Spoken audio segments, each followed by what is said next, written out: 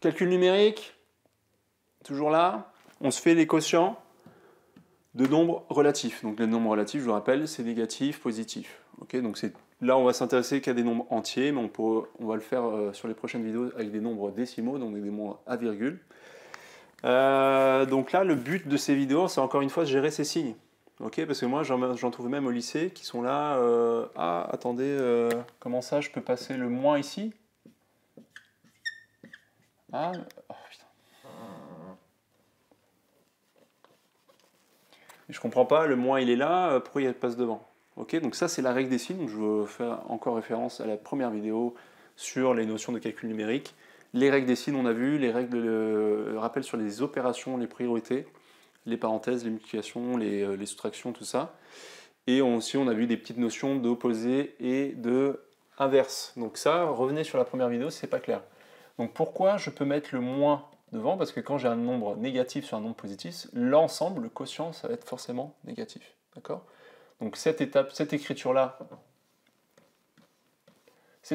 on n'est pas obligé de la mettre, mais c'est juste pour vous rappeler, occupez-vous du signe et après faites votre calcul de fraction. Donc là, la fraction, on va en faire des calculs de fraction, des simplifications de fraction, ce sera sur les prochaines vidéos. Donc c'est les compétences juste après. Après, les puissances. On va faire les puissances et les fractions. Voilà, pour le petit topo. Donc, il y a plusieurs manières de le voir. J'ai 20 qui est divisé par 4, c'est 20, c'est bien un multiple de 4. Donc, ça va te donner un nombre entier en plus. Donc, qu'est-ce qui est multiplie 4 qui va donner 20? C'est 5, très bien. 5 fois 4, ça fait bien 20. Donc, le quotient de 20 sur 4. Après, vous avez les divisions euclidiennes.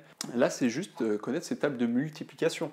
Ok, donc ça, c'est pour ça que c'est très important pour tout ce qui est calculatoire, connaître ces tables de multiplication, et ça, c'est un prérequis pour le lycéen, et même pour le brevet, et pour votre vie. J'ai un peu le sens du tragique. Après, on verra la façon de faire avec les fractions, de manière plus rigoureuse. Ça va être, je décompose ça, comme on a vu sur les nombres entiers. Hein. Comment on décompose 20? On peut dire c'est 2 fois 10. On sait que c'est divisible par 10 et on sait que c'est divisible par 2 parce que ça finit par 0. C'est divisible par 5. Voilà, vous avez tous les... Ça, je vous fais référence à tout ce qui est nombre entier, donc les calculs, tout ce qui est divisibilité, division euclidienne, etc. On a vu tout ça et on sait que là, ça fait 2 fois 10, donc 2 fois 2 fois 5. Okay, et là, en bas, on a 2 fois 2. Donc ensuite, on peut simplifier comme ça avec les fractions. Donc ça, on verra.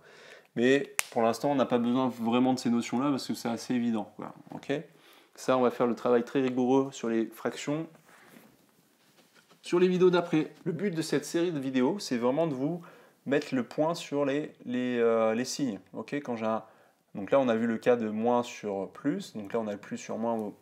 C'est exactement la même règle. Ça va être négatif. Et là, j'ai un moins par moins, ça va être positif. Okay, donc moins 3 sur moins 5, c'est comme 3 sur 5. Donc en maths, normalement, là vous avez un nombre premier sur un nombre premier, on peut s'arrêter là. Après, ça va dépendre de votre énoncé, donc adaptez-vous toujours à votre énoncé. Là, j'ai juste mis calculer, donc moi, comme réponse, ça m'irait. Après, si on vous demande de le mettre sous forme décimale, ben, moi, ce que je fais, c'est que c'est 1 sur 5, je sais que ça fait 0,2. En fait, moi, je raisonne en proportion, je sais qu'un cinquième, c'est comme 20%, et là, j'ai 3 1 cinquième, donc j'ai 3 fois 0,2. Donc 3 fois 0,2, ça fait 0,6. D'accord? Et ici, c'est un truc assez évident parce qu'on voit que là, c'est bien 80, c'est le double de 40. Donc là, j'en ai 1 pour 1, j'en ai 2 ici. Donc ça fait... Alors attention, voilà, c'était mon négatif. Donc j'ai 1,5. 1,5, ça fait 0,5. Ok. Donc là, le but, c'est pas vraiment encore de faire ces calculs de fractions, c'est juste pour comprendre quand j'ai un quotient, j'ai un nombre positif au numérateur, un nombre négatif au dénominateur, qu'est-ce que ça fait, d'accord? Et après, apprenez à faire ce petit calcul numérique, on s'en fait plein après. Donc les prochaines vidéos, on va faire du quotient, du produit, des parenthèses, et on va voir des calculs un peu plus compliqués sur les calculs numériques, comme ça, avec les nombres relatifs. Faites des exercices, entraînez-vous, c'est important. C'est pas tout d'avoir compris la vidéo, il faut aussi s'exercer. Ok? C'est compris? Yes.